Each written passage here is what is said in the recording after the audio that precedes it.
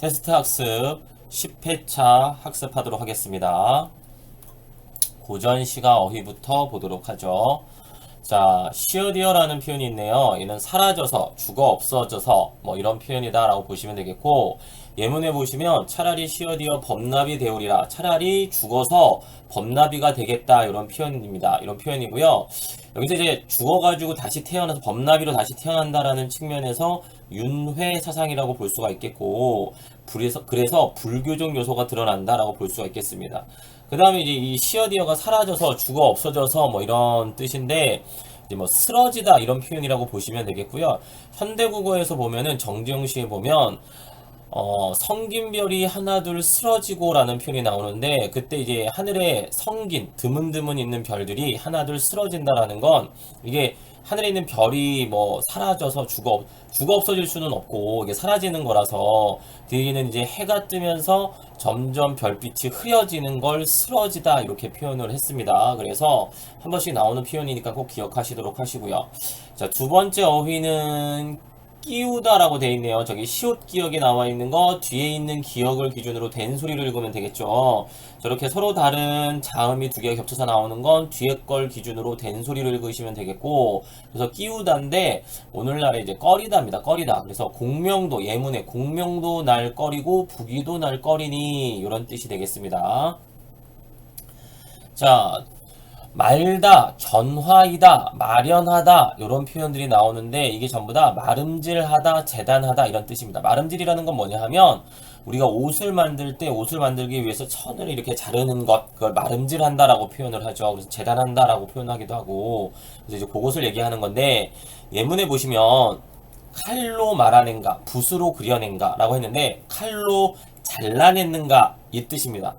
그리고 붓으로 그려내는가. 이게 무슨 말이냐 하면, 칼로 잘라냈는가는 우리가 왜 굉장히 아름다운 것을 표현할 때 조각 같다, 조각처럼 아름답다 이런 표현을 쓰죠. 이제 그런 표현이라고 보시면 되겠고, 그래서 뒤에 붓으로 그려냈는가, 이건 이제 그림처럼 아름답다 이런 표현이 되겠죠. 그래서 말아내다가 마름질하다, 재단하다. 마름질하다, 재단하다는 천을 이렇게 잘라내는 거 이런 것들을 얘기를 하는 거고, 그래서 다른 걸로 이제 견화이다, 마련하다 이런 것들도 이제 또 같은 뜻입니다. 자, 그 다음에 이제 다음 시어 버혀라는 어휘가 나왔는데, 이제 베어 이런 뜻입니다. 이제 버히다가 이제 자른다는 뜻이에요. 그래서 동짓달 기나긴 밤을 한 허리를 버혀내요. 그러면 동짓달 기나긴 밤을 한 허리를 잘라내서 이런 표현이 되겠고요. 이 표현은 동짓달 기나긴 밤이라는 시간을 그 허리를 잘라낸다라고 표현했기 때문에, 시간이라는 거를 이렇게 눈에 우리가 보이는 구체적인 대상이 아니기 때문에 자르고 뭐 어떻게 할 수가 없겠죠. 그럼에도 불구하고 이렇게 표현했기 때문에 관념적이고 추상적인 대상을 구체적인 대상으로 형상화했다, 이렇게 우리가 또 그 특징을 확인해 볼 수가 있습니다. 자, 그 다음에 여해다가 있는데, 여해다, 여희다, 이별하다, 헤어지다 이런 뜻입니다. 그래서 예문에 여희였음을 슬후니 그랬는데, 여희였음을, 이별하였음을 슬후니, 슬퍼하니, 새 마음을 놀래다, 새가 마음을 놀랜다 이런 표현이고요. 그래서 그 슬후다가 또 다음 어휘가 스르다네요. 자, 다음 어휘 보시면 슬허하다가 슬퍼하다입니다. 슬퍼하다. 그래서 예문에 보시면 사람이 저 새만 못함을 못내 슬퍼하노라, 이렇게 이제 해석하시면 되겠습니다. 자, 다음 어휘 어리다. 이제 굉장히 자주 나오죠. 자, 어리다는 어리석다, 어리석다라는 뜻이죠. 자, 옛날에 어리다는 어리석다라는 뜻이고, 오늘날에는 나이가 어리다 이런 뜻이 되겠죠. 그래서 어휘가 의미가 변했다 라고 볼 수 있는데, 예문에 보시면 윤선도의 견해에 보시면 이 마음 어리게도, 이 마음 어리석게도 님 위한 탓이오사. 내가 언뜻 보기에 어리석은 짓을 했지만 그건 님을 위한 탓이, 님을 위해서 한 행동이다 이런 뜻이 되겠죠. 자, 다음 예문에 마음이 어린 후이니, 마음이 어리석으니, 어리석은 후니 하는 일이 다 어리다, 어리석다 이런 뜻입니다. 자, 그 다음 거죠. 외다. 얘도 굉장히 잘 나와요. 반드시 기억하시고, 외다는 그르다, 잘못되다 이런 뜻이고요. 윤선도 견해에 보면 슬프거나 즐거우나 옳다 하나 외다 하나 그르다고 하나, 내가 누가 옳다고 하든지 그르다고 하든지 내 몸이 해올 일만 하겠다 뭐 이런 표현이 뒤에서 나오는데, 그래서 외다가 그르다, 잘못되다 이런 뜻입니다. 잘다는 짧다라는 뜻이에요. 그래서 예문에 긴 소리, 자른 소리 하면은 긴 소리, 짧은 소리, 절절히 슬픈 소리 이렇게 해석이 되겠죠. 자, 다음 시어. 자, 수위는 쉽게. 수위, 쉽다 이런 뜻입니다. 그래서 청산이 벽계수야 수위감을 자랑하라 그러면 청산이 벽계수야 쉽게 감을 가는 것을 자랑하지 말아라 이런 뜻이고요. 자, 그 다음 이제 우리 표현 방법들. 자, 개념어 보도록 하겠습니다. 개념어. 자, 우리 시간의 역전이라는 표현이 이제 선택지에 한 번씩 나오는데, 시간의 역전. 다르게 말하면 역순행적 구성이다. 이렇게 표현하기도 하고요. 반대의 의미를 갖고 있는 게 이제 순행적 구성. 순행적 구성이라는 건 소설 같은 것들이 전개될 때 시간 순서대로 그냥 쭉 그대로 가는 게 순행적 구성이고요. 다르게 표현하면 그것은 추보식 구성이라고도 합니다. 추보에서 보가 1보, 2보, 이 걸음이죠, 걸음. 1보, 2보 할 때 그 보인데, 추는 추적한다는 뜻이에요. 그래서 한 걸음 한 걸음 추적해 간다. 시간이 흐르는 것에 따라서 한 걸음 한 걸음 그대로 추적해 간다라는 뜻이라서, 그래서 추보식도 순행적 구성을 나타내는 표현이고요. 시간의 역전이나 역순행적 구성은 반대로 현재 얘기가 나오다가 과거로 넘어가서 과거 얘기가 나왔다가 다시 현재로 넘어온다든지 뭐 이러면은 시간의 역전이다라고 볼 수가 있겠죠. 그래서 시간이 이렇게 뒤집히는 건데, 또 다르게 표현해보면 시간의 역전, 역순행적 구성은 입체적 구성이라고 말할 수도 있어요. 순행적 구성, 추보식 구성은 그러면 평면적 구성이 되겠죠. 그렇게 이제 여러분들이 알아두시면 되겠고, 예문에 보시면 사막을 건너는 법인데, 대답 없이 내가 먼저 밖으로 나오자 남이도 곧 뒤따라 나와서 내 팔짱을 끼었다. 나는 와락 솟구치는 역겨움을 참지 못해 그녀의 손을 뿌리치고 뒤도 돌아보지 않은 채 마구 뛰었다. 이게 지금 이 남이가 여자친구입니다. 여자친구한테 지금 이렇게 하는 거예요. 자, 이것이 그날 일어난 일이었다. 그랬으니까 지금 앞에서 나온 얘기가 지금 과거 회상하는 장면이다 라고 보시면 되겠고, 그러니까 이게 소설이 현재가 가다가 과거 회상으로 넘어갔다가 다시 현재로 좀 돌아오는 장면입니다. 이렇게 구성되어 있을 때 우리가 현재가 가다가 과거로 넘어갔으면 이제 시간의 역전, 역순행적 구성이다 이렇게 표현할 수가 있습니다. 자, 그 다음에 우리가 시 문제를 풀다 보면 시상전개 방식에 대한 언급들이 많이 나옵니다. 일단은 시상전개 방식을 알기 위해서 시상이라는 말을 알아야 될 텐데, 시상은 뭐냐 하면 시에 담긴 사상이나 감정, 정서입니다. 한마디로 그냥 시 내용이라고 보시면 돼요. 그러니까 시상전개 방식은 바꿔서 보시면 시의 내용이 어떻게 전개되었는가, 그것이 시상전개 방식이다라고 보시면 되겠고요. 자, 여러 가지 이제 시상전개 방식들이 나오는데, 첫 번째 시선의 이동이 나옵니다. 시선의 이동은 우리가 쉽게 나오는 게 이제 근경에서 원경으로, 아래에서 위로, 왼쪽에서 오른쪽, 내면색에서 외부색에 이렇게 내가 바라보는 시선이 이동하는 것, 이게 시선의 이동이다라고 볼 수 있는데, 보통 이제 시에서 가장 많이 나오는 게 이제 근경에서 원경이나 원경에서 근경으로 바뀌는 거죠. 근경은 가까이 있는 것들을, 풍경을 묘사했을 때 근경이고, 원경은 멀리 떨어져 있는 것들을 묘사했을 때 원경이다라고 볼 수가 있겠죠. 이런 식으로 뭔가 내 시선에 잡히는 것들을 순서대로 서술해 나가면 그게 시선의 이동입니다.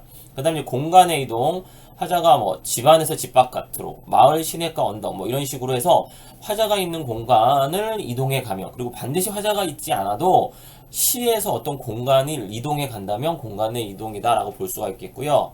그 다음에 시간의 흐름, 뭐 아침에서 낮, 밤 이런 시간, 아니면 봄, 여름, 가을, 겨울 이런 거, 아니면 과거, 현재, 미래 이런 식으로 시의 내용이 전개되면 시간의 흐름에 따른 시상이 전개다라고 볼 수가 있겠고, 그 다음에 선경 후정이 있는데, 얘는 고전 시가에서 굉장히 많이 나타나는 이제 구성이다라고 볼 수 있으면 되겠고, 선경은 먼저 경치를 노래한 후에 후에 정서를 노래했다. 우리가 풍경을 쭉 묘사하고 그 다음에 시적 화제 정서를 드러내고, 이런 것들이 선경 후정이다라고 보시면 되겠습니다. 예문 한번 보죠. 첫 번째 예문에 산도화, 산은 구강산 보랏빛 석산 얘기를 했죠. 산도화 두어송이, 송이 버는데 봄눈노가 흐르는 옷 같은 물에 사슴 암사슴 발을 씻는다. 석산이 나왔고, 그 다음에 거기에 산도화에 두어송이, 꽃송이가 나왔고, 그 다음에 물에다가 발을 씹는 암사슴이 나왔습니다. 그래서 얘는 시적 화제의 시선이 이런 식으로 이동해 갔다라고 보시면 되겠고, 그래서 시선의 이동에 따른 시상 전개다라고 보시면 되겠습니다. 그 다음 예문을 보시면 신경님의 논문인데, 자, 시를 읽어보면 오동나무에 전등이 메어 달린 가설무대에 구경꾼이 돌아가고 난 텅 빈 운동장.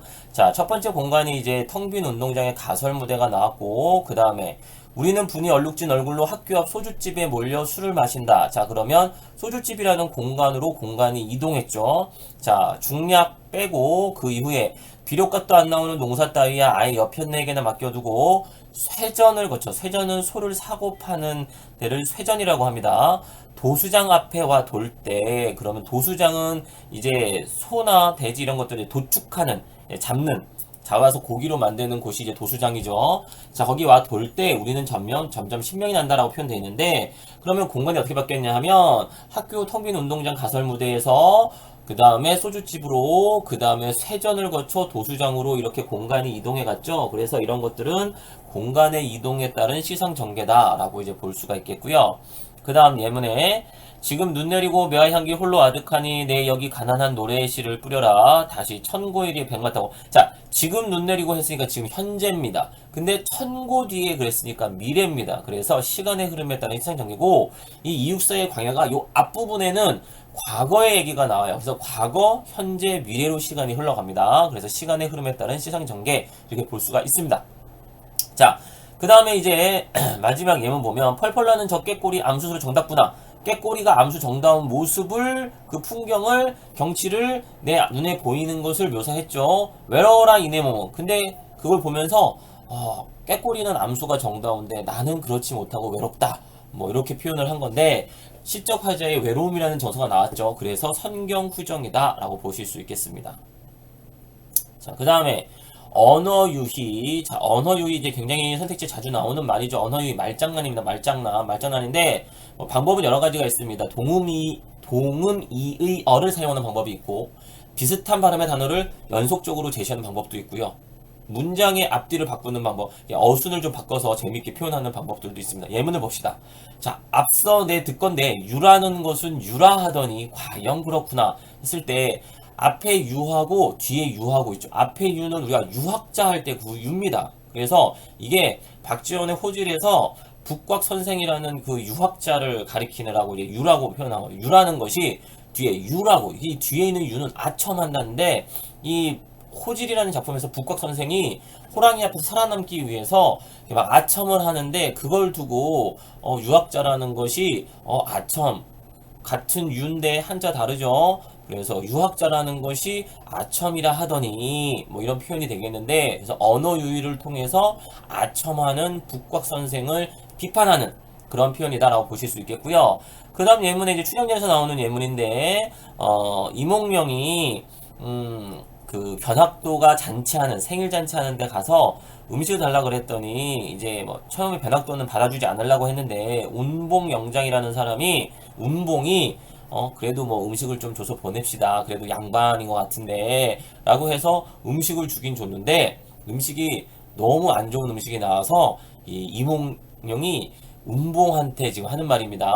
상을 발길로 탁 차 던지며 운봉 영장의 갈비를 가리키며 갈비 한 대 먹고 지고 그랬습니다. 그랬을 때 이 갈비는 운봉 영장의 갈비니까 사람의 이제 신체 일부 갈비가 되겠고, 갈비 한 대 먹고 지고 했으니까 이거 먹는 갈비겠죠. 그래서 일종의 언어유희다. 동음이어를 활용한 언어유희다. 앞에 유라는 것은 유라 하는 것도 동음이어를 활용한 언어유희겠죠. 자, 그 다음에 또 마찬가지로 춘향전에서 나오는 대목인데, 세 번째 예문에 추워라 문 들어온다 바람 닫아라. 얘는 이제 이몽룡이 암행어사 출도요 해가지고 이제 암행어사 출도했습니다. 그랬더니 변학도가 너무 놀라가지고 이제 방에 들어가서 숨어가지고 뭐라 그러냐면 문 들어온다 바람 닫아라 합니다. 자, 바람 들어온다 문 닫아라 라고 해야 되는데, 문 들어온다 바람 닫아라 해서 어순을 바꿨죠. 그 다음에 물 마르다 목 들여라 하는데, 목마르다 물 들여라 할 거를 물 마르다 목 들여라 라고 어순을 바꿔서 표현했죠. 그래서 이렇게 재미나게 표현을 한 거고, 이렇게 어순을 바꿔서 재미나게 표현함으로써 변학도가 굉장히 지금 놀랐다라는 걸 강조하기 위한 그런 표현이다라고 보시면 되겠습니다. 자, 다음 예문, 다음 개념어. 자, 여음구. 우리가 여음구라는 건 뭐냐면, 시에서 이제 특히 고려가요나 이런 데서 많이 나오는 표현인데, 여음구라는 건 남는 음이라 그래서 여음이라고 합니다. 보통 이제 고려가요 같은 데에서 흥을 돋구기 위해서 이렇게 여음구로 남는 음들을 집어넣죠. 이런 게 여음구고요. 그 다음에 흥을 돋군다 그래서 이런 구조들을 보통 조흥구라고도 얘기를 합니다. 예문을 보시면 구슬이 아질과 구슬이 바위에 디신들 했을 때 아질과 같은 거 의미 없이 그냥 붙는 우리가 운율 뭐 율격을 위해서 붙는 거죠. 자, 그래서 아질과 이런 거 여음구고요. 조흥구라고도 할 수 있고요. 위 두어렁성 두어렁성 다링들이 그랬습니다. 얘도 여음구 조음구라고 할 수가 있어요. 조음구라고 할 수 있고, 근데 위 두어렁성 두어렁성 다링들이는 후렴구라고도 할 수 있어요. 후렴구. 하지만 얘는 자 다시 위 두어렁성 두어렁성 다링들이는 후렴구라고 해도 되고 여음구라고 해도 되고 조음구라고 해도 됩니다. 하지만 중간에 아까 구슬이 아질과 구슬이 바위에 디신들에서 아질과는 얘는 후렴구는 아니에요. 여음구 조음구는 됩니다. 좀 구분을 하셔야 되겠고요. 자, 다음 예문 보시면 가시리가 있는데 가시리에 보시면 가시리 있고 나난에서 나난이 의미가 없어요. 얘가 여음구 조흥구고 얘는 후렴구는 아니에요. 자, 근데 마지막에 위 증제가 대표성인데 얘 보고 여음구라고 해도 되고 조흥구라고 해도 되고 후렴구라고 해도 됩니다. 그래서 여음구가 뭔지 기억해 두시도록 하고요. 자, 그 다음에 역동성. 자, 우리가 선택지들 보면 역동성이라는 표현이 한 번씩 나오는데 되게 힘차고 활발한 모양이죠. 예문에 보시면 한바다 복판 용수숨 치는 곳 바람결 따라 타오르는 꽃성에는 라고 했는데 용수숨 친다 이런 표현들이 대상의 어떤 역동성을 드러내는 표현이다 라고 볼 수가 있겠죠. 이런 것들이 이제 역동적인 표현입니다. 자, 그 다음에 이제 우리가 선택지 보다 보면 요약적 서술이라는 표현이 나오는데 어떤 이야기를 요약해서 정리해서 이렇게 표현해 주는 것이다 라고 할 수가 있겠고요. 서술자가 이렇게 어떤 이야기를 요약해 줄 수도 있고 인물이 나와서 인물이 뭐 앞에 있었던 일들을 갖다가 요약해서 제시할 수도 있겠죠. 그래서 요약적 서술이다 그러면은 서술자가 서술했던 등장인물이 했던 그 이제 마찬가지 똑같고요. 만약에 선택지에서 서술자나 뭐 인물 같은 표현이 만약에 나온다면 그것까지도 구분을 해야 되겠죠. 자, 예문을 봅시다. 심청가가 나왔는데 자, 여기 보면 소맹이 사업계는 이게 이제 그 심청이의 아버지 이제 신봉사가 지금 하는 말입니다. 그러니까 인물이 요약하는 거예요. 인물이 과거의 일을 요약적으로 제시를 하는 겁니다. 소맹이 사업기는 황주 도화동이 고토이였고 성명은 심학기고 어디 태어났고 근데 그 아내가 산후탈로 상처했다는 얘기, 죽었다는 얘기죠. 어미일은 딸 자식을 강보에 서서 안고 이 집 저 집 집을 다니면서 동량젓을 얻어먹여 겨우겨우 길러냈는데 어쩌고저쩌고 해가지고 쭉 지금까지 얘기를 이제 서술을 합니다. 이런 것들이 요약적 서술이다라고 볼 수가 있겠죠. 자, 그 다음 이제 시조를 좀 보도록 하겠습니다. 자, 이이가 쓴 고산국어가인데 문학성이 굉장히 뛰어난 작품이다라고 볼 수는 없고요. 유학자로서 본인이 하고 싶은 얘기를 좀 했다라고 볼 수가 있겠고 1수부터 10수까지 가는데 고산 국어가 1수는 약간 이제 들어가는 이제 서문 같은 느낌으로 썼고요. 2수부터 10수까지가 이제 1곡은 어디미요, 2곡은 어디미요 하면서 이런 식으로 해서 유사한 형식을 가지고 통일되게 쭉 시상이 전개되는 작품이고요. 한번 같이 봅시다. 고산 구곡담을 사람이 모르거든. 자, 이게 뭐냐 하면 옛날에 주자가 무의산에다가 집을 지어놓고 제자들을 양성하면서 거기서 학문을 수양했습니다. 그러면서 무의구곡가라는 걸 썼어요. 그걸 이제 이이가 주자학을 했죠. 주자학을 했고 그래서 이이는 그 주자를 매우 존경을 했고 그러다 보니까 주자가 했던 것처럼 본인도 고산에다가 이제 집을 지어놓고 제자들을 키우면서 거기서 학문을 하면서 수양하면서 그러면서 따라서 고산 구곡가를 쓴 거예요. 쓴 거고 그러면서 여기서 이제 고산 구곡담이라는 건 고산에 가면 9군데 아름다운 경치가 있는 곳이 있습니다. 거기에 대해서 지금 얘기를 하는 건데 고산 구곡담을 고산에 있는 그 9곳 경치가 좋은 데를 사람들이 모르더니 주모복과하니 내가 그 고산에다가 집을 지어놓으니 번님네 다 오신다. 벗들이 찾아오더라. 뭐 이런 얘기입니다. 어즈버 아무 의미 없는 감탄사죠. 무의를 상상하고 이제 무의를 상상한다라는 건 주자가 있었던 무의산을 떠올려 본다라는 얘기가 되겠고 그 얘기는 주자를 떠올려 본다라고 이제 해석할 수도 있겠죠. 학주자를 하리라. 주자를 학 공부하리라. 그러니까 주자학을 하겠다. 뭐 이런 얘기가 되겠죠. 그래서 학문에 대한 뜻을 밝히고 있습니다. 자, 제 2수 봅시다. 일곡은 어디매고, 일곡이 어딘 줄 아니?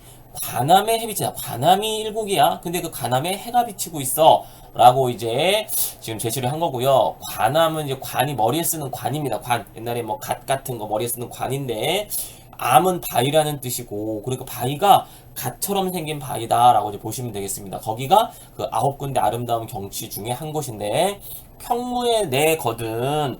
평무 들판이 등판, 들판에 내는 안개입니다. 안개가 거치거든.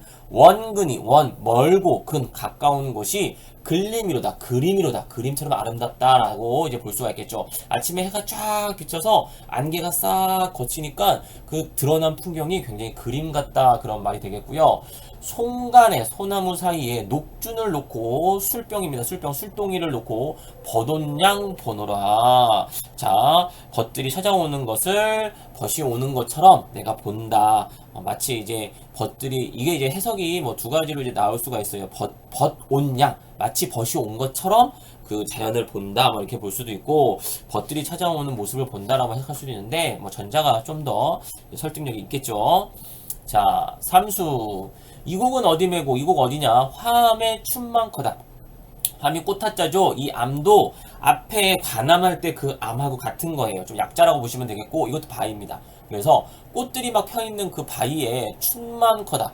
봄이 가득하다. 이제 봄이네요. 자, 앞에 이수는 1곡은 관암에 해비친다. 그래서 아침이었는데 얘는 또 봄이죠. 그래서 이 시가 재밌는 게 하루가 아침부터 쭉 시간이 전개가 되고, 그 다음에 계절상 봄에서부터 쭉 계절이 전개가 되고 해서 그 두 가지가 같이 교차하면서 같이 전개가 됩니다. 그래서 그 부분의 구성을 굉장히 잘했다고 볼 수가 있겠죠. 그래서 춘만커다. 계절적으로 봄이네요. 벽파의 벽파, 푸른 물결에, 이 벽자 한자 봐주세요. 이게 푸르다라는 뜻입니다. 그래서 벽파, 파는 파도 할 때 그 파입니다. 그래서 우리가 뭐 만경창파, 만경파 할 때 그 파, 이 파자를 쓰죠. 그래서 벽파는 푸른 파도에 물결에 꽃을 띄워 야외에 보내느라. 야외 또 한번 보세요. 야외에서 야가 들야자니까 자연인데 외는 그 바깥이니까 자연 바깥에 속세입니다. 그러니까 지금 이가 굉장히 아름다운 자연 속에 있으면서 물에다가 이 꽃을 띄워서 속세에 있는 사람들한테 보내는 거예요. 사람이 승지를 모르니, 사람이 이렇게 아름다운 이런 경치, 아름다운 이런 명승지, 이름난 명승지 같은, 명승지는 이름난 이게 경치 좋은 데인데, 여기는 승지, 굉장히 경치 좋은데 이제 이름이 나 있지는 않아 사람들이 잘 모릅니다. 그래서 사람이 승지를 모르니 알게 한들 어떠리. 사람들한테 알게 하고 싶다. 그러니까 이제 내가 즐기는 이렇게 좋은 자연을 사람들과 함께 나누고 싶어서 사람들한테 이렇게 좋은 데가 있다라고 알리는데, 알리는 방법이 꽃을 띄워서 보내는 겁니다. 자, 알게 한들 어떠리 그랬으니까 서리법이 쓰였네요.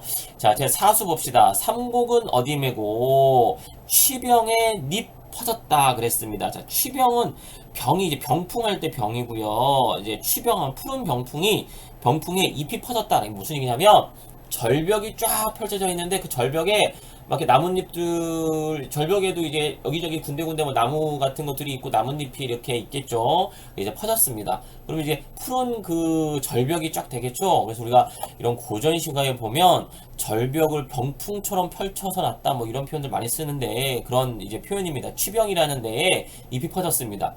녹수에 산존한 하상기음 하는 적에, 녹수의 녹은 이제 푸르다는 뜻이고, 수는 우리가 가로수 할 때 이 숫자를 씁니다. 그래서 푸른 숲 속에, 푸른 숲에 나무들이 막 있는데 산조, 산새들이 하상기음하는 적에, 낮고 높은 그런 노랫소리를 내는 적에, 그럴 때에 반송, 키가 작은 소나무입니다. 반송이 바람을 받으니 여름경이 없어라. 반송이 작은 소나무가 바람을 받습니다. 그래서 지금 여름입니다.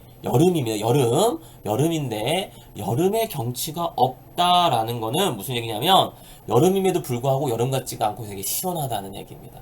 이게 우리가 고전시가 할 때 보면 계절은 여름인데 그럼에도 불구하고 나는 시원하게 보낸다. 그래서 다른 시에는 이런 상황에서 보통 역군은 있었다. 내가 이렇게 여름인데도 불구하고 시원하게 보내는 건 임금님의 덕분이다. 역군은 있었다. 이런 표현을 쓰기도 해요. 그래서 여름인데 시원하게 보낸다라는 설정이 고전식에서 되게 곧잘 나오는데, 여름인데 시원한다, 시원하다라는 표현만 보고 우리가 이제 시험 볼 때 가을이다 뭐 이런 식으로 잘못 판단할 때가 있어요. 근데 여름을 나타내는 겁니다. 여기서 지금 여름경이 없어라고 했지만 여름인 거예요. 그래서 이런 것도 좀 주의를 해야 됩니다. 자, 그 다음에 오수의 사곡 네 번째 어디냐? 송해의 해 넘껐다. 송이 소나무죠. 애는 우리가 절벽 같은 걸 얘기할 때 애라고 합니다. 그러면 소나무가 막 이렇게 있는 절벽에 이렇게 막 소나무가 꾸불꾸불한 소나무가 막 멋있게 막 있는 그런 걸 얘기를 하는 거예요. 그 송해의 해 넘겼다. 해가 넘어가고 있습니다. 그럼 벌써 이제 해가 져서 저녁 때가 되고 있는 거예요. 담심암영. 자, 깊은 물 가운데 비친 바위 그림자는 온갖 빛이 잠겼어라. 자, 이렇게 물이 쫙 있는데 거기에 여러 가지 풍경이 쫙 물에 이게 비치는 거죠. 그 온갖 빛이 거기에 이렇게 잠겨 있고, 굉장히 아름다운 풍경이겠죠. 임천이 깊도록, 임이 수풀림이고, 천이 이게 샘물을 나타내는 거예요. 그래서 숲속에 샘물이 있는 거죠. 그래서 이제 자연이라고 보시면 됩니다. 임천이 깊도록 좋으니, 깊을수록 좋으니는 좋다. 우리가 이제 지읒을 쓰는 좋다는 깨끗하다고, 디귿을 쓰는 좋다가 오늘날의 좋다죠. 그래서 여기서 디귿을 썼으니까 좋으니 하니까 임천이 깊을수록 좋다. 숲이 깊을수록 좋다. 흥을 개워하노라. 흥겨워하더라. 라는 이제 뜻이 되겠고요. 자, 육수 봅시다. 오곡은 어디냐? 은병이 보기 좋다. 은병, 병도 절벽, 예, 병풍을 펼쳐놓은 것 같은 절벽입니다. 은은 숨어있는 거예요. 은밀하다 할 때 쓰는 은인데, 그러니까 이제 숨어있는 어떤 그 절벽이 굉장히 보기에 풍경이 굉장히 좋다는 얘기죠. 수변 정사는 수변, 물가의 정사, 정자를 얘기하는 거예요. 소세함도, 소세하다, 깨끗하다 이런 뜻이에요. 이제 가끔씩 한번 나옵니다. 소세함이 기억하시고요. 깨끗하다, 깨끗함도 가히 없다, 끝이 없다. 이중에 강학도 하려냐, 강학, 학문을 한다는 얘기죠. 영월, 음풍, 영월, 달을 맞으며 음풍, 이제 막 시를 읊고 이렇다는 얘기인데 강호한정하겠다는 얘기입니다. 강호한정하겠다. 그래서 내가 학문도 하고 강호한정도 하고 자연 속에서 이 두 가지를 하겠다. 이런 자신이 무엇을 할 것인지에 대한 뜻을 밝히고 있는 거예요. 자, 그 다음에 칠수로 넘어. 육곡은 어디냐? 조협의 물이 넓다에서 조자 한자를 받읍시다. 이게 우리 낚시한다는 뜻인데 고전 시가에서는 강호한정가가 되게 많고 강호한정하는 시적 화자들이 보통 자기를 어부로 설정해서 낚시한다는 설정이 많아서 이 한자가 되게 잘 나오니까 요 조자 요거 한자를 기억해 두세요. 그래서 저 한자를 쓰면서 조대라 그러면 낚시하는 대니까 낚시터 정도 되는 거예요. 여기서 이제 지금 조협이라고 하는데 협은 이렇게 협곡 할 때 그 협입니다. 그 골짜기 정도 생각하시면 됩니다. 그래서 조협이라는 건 내가 이제 낚시하는 그런 골짜기에 물이 넓습니다. 나와 고기와 니야 더욱 즐긴 거. 나하고 고기가 중에서 누가 더 즐기는가? 뭐 본인이 이제 낚시하면서 즐겁게 즐기고 있다는데 이제 물고기까지 갖고 와서 누가 더 즐기는가 이렇게 표현한 거고 서리법이죠. 황혼의 낙대를 메고 이제 해가 지고 있어요. 낙대를 메고 대월기를 하노라 라고 달빛을 받으며 집으로 돌아간다 이런 뜻입니다. 자, 그렇게 이제 자연을 즐기고 있는 거고 팔수의 칠곡은 어디 메고 풍암에 풍이 이게 앞에 풍자에 앞에 나무 목자가 붙어 있죠. 이게 단풍할 때 그 풍입니다. 암은 앞에서 또 나왔죠. 바위죠. 그러니까 단풍 나무들이 막 있는 그런 바위가 있고 바위 근처에 단풍 나무들이 있는 그런 풍경이죠. 거기에 추색 가을빛이 좋다라고 얘기를 했습니다. 자, 추색, 추자, 가을 추자죠. 그쵸? 아까, 앞에서부터 지금 봄 나왔고, 여름 나왔고, 지금 가을 나왔습니다. 사계절이 쭉 지금 전개되는 중이에요. 청상이 10개 치니, 맑을 청자, 상은 서리상자, 한자 봐주세요. 서리상입니다. 서리상. 고전시가 곧잘 나와요. 자, 맑은 서리가 10개 치니, 바위가 있는데, 서리가 꼈는데, 되게 하얗게 맑게 착 쳤습니다. 절벽이 금수로다. 절벽이 있는데 금수 수를 놓은 비단 같도다 라는 영탄적인 표현이에요. 되게 예찬적이죠. 시가 전체적으로 자연을 예찬하고 있어요. 하남에 한이 차갑다는 뜻입니다. 차야 한자 차가운 바위에 혼자 앉아 집을 입고 있느라. 지금 가을이라서 좀 춥고 그래서 좀 쌀쌀해서 바위가 차가운데 그 바위에 앉아서 집을 입고 있다라는 건 풍경이 너무 좋아서 내가 집에 가는 것도 있고 거기에 앉아 있다라는 얘기가 되겠죠. 자, 그래서 그런 표현인데 굉장히 이제 전체적으로 탈속적인, 새 속에서 벗어난 그런 탈속적인 표현들이 쭉 작품에서 이어진다라고 볼 수가 있겠고, 자연의 아름다움을 예찬하고 있다, 이렇게 볼 수가 있겠죠. 자, 그 다음에 팔곡. 자, 제 구수의 팔곡 갑시다. 팔곡은 어디냐? 금탄의 달이 밝다. 이 금탄이 금이, 이게 검은고 얘기할 때 이 금을 쓰는 거고요. 이게 탄이 어떤 소리가 나는 시냇가를 얘기를 하는 겁니다. 그래서 금탄이 검은고를 연주하는 시냇가일 수도 있고, 혹은 이제 시냇물이 흐르는데 검은고 연주하는 것처럼 그렇게 쫄쫄쫄쫄 소리 나는 게 악기 연주하는 소리가 나는 것 같은 그런 시냇가를 얘기를 할 수도 있어요. 그래서 금탄에 달이 밝게 이게 떠 있습니다. 옥진금희라고 했어요. 자, 옥진금이 좋은 검은고로 몇 곡조를 수삼곡 노론말이 연주하니, 자, 옥진금이 수삼곡, 옥진금이 같은 정도는 보통 이 정도는 보통 각주가 나옵니다. 그래서 연주를 하니, 고조를 알 리 없으니, 옛 곡조를 알 사람이 알리 했을 리가 보통 이제 뭐뭐한 이 사람을 나타냅니다. 그래서 알 사람이 없으니 혼자 즐겨, 나 혼자 그런 내과에서 아름다운 그런 소리들을 내가 즐기더라 라는 얘기가 되겠고요. 자, 십수 봅시다. 구곡은 어디 메고 문산이라는 산에 세목허다. 새가 이제 해가 저무는 거예요. 자, 이 모가 세모에서 모자 봅시다. 이게 해가 지는 그 저물력, 해질력을 나타낼 때 이 모자를 씁니다. 그래서 세목허다. 기암괴석이 눈 속에 묻혔어라. 자, 우리가 다시 문산에 세목허다 했는데, 이 세모가 모가 해가 지는 건데 또 그 세모라고 했기 때문에 이게 한 해가 저무는 거를 세모라고 표현을 합니다. 그래서 문산에 한 해가 저무니 기암괴석이, 기이한 그런 바위들이 눈 속에 묻혀 있으면, 지금 겨울이네요. 유인은 오지 아니하고, 유인에서 유가 놀러 다닌다 이런 뜻입니다. 그래서 놀러 다니는 사람들이 오지 어디, 여기 고산 구곡에 오지는 아니하고 볼 것 없다, 와보지도 않고 볼 것 없다 한다 라고 좀 안타까워하면서 여기 좀 와봐라 이런 뜻이 되겠죠. 그래서 유인은 놀러 다니는 사람인데, 이제 새 속의 사람들을 가리키면 새 속의 사람들을 유인이다 라고 이렇게 표현을 했습니다. 자, 여기까지 학습하도록 합시다. 수고하셨습니다.